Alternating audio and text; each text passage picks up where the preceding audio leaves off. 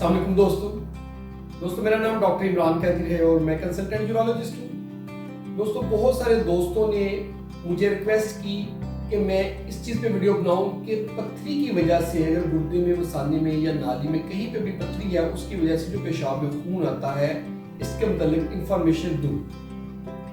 तो दोस्तों first of all ये देखें कि ये एक बहुत डेंजरस बात नहीं होती, क्योंकि यूरिन हमें नजर आ रहा होता है, वो बहुत ज्यादा ब्लड लॉस नहीं हो रहा होता और इसमें पीछे कोई कैंसर वगैरह की वजह नहीं होती, स्टोन की ही वजह होती है और ये खुद ही रुक भी जाता है। इसमें करना ये होता है कि अगर स्टोन कहाँ पे है ये हमने देखना है, उसका साइज क्या है। समटाइम ये होता है कि किडनी में अपर या मिडिल कैरिक्स में स्टोन पड़ा होता है और 4-5 mm का होता है, तो उसमें जस्ट हमने एंटीबायोटिक्स देने होते हैं। अगर पेन है तो पेन किलर देना है और सेल्फ लिमिटरी है कि वो खुद ही ब्लीडिंग रुक जाती है और कुछ अर्से बाद फिर दोबारा आ सकती है, दोबारा एंटीबायोटिक्स ले सकते हैं। एंटीबायोटिक्स में एम्पिरिकल थेरेपी होती है, यानी कोई भी एंटीबायोटिक लिया जा सकता है।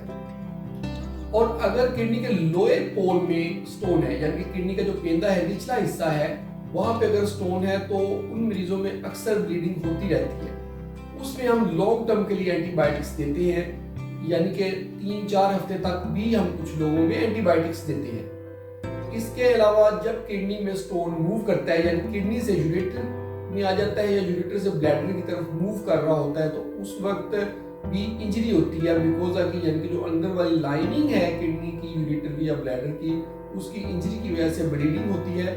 तब भी हमने प्रोफिलैक्सिस के लिए एंटीबायोटिक देने हैं ताकि इन्फेक्शन ना हो, और पेन किलर्स देने होते हैं।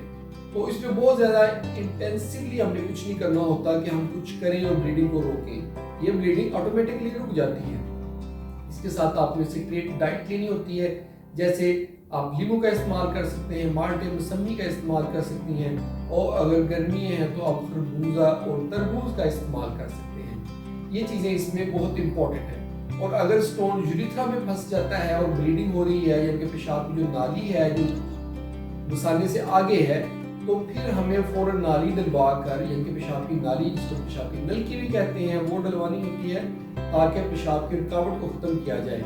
और उसमें भी ब्लीडिंग ऑटोमेटिकली कुछ दिनों के बाद रुक जाती है और एंटीबायोटिक हमने प्रोफिलैक्सिस के लिए इसमें भी लेना होता है। ये थी आज की हमारी वीडियो इस चीज़ पे कि स्टोन की वजह से मसाने में जो खून आता है उसको कैसे मैनेज करना है और वो क्यों होता है। दोस्तों अगर वीडियो पसंद आई है तो आप इसको लाइक कर दें। अगर इस तरह की वीडियोस देखते रहना चाहते हैं तो हमारे चैनल को सब्सक्राइब करें ताकि आपको इस तरह की वीडियोस मिलती रहें। बहुत बहुत शुक्रिया।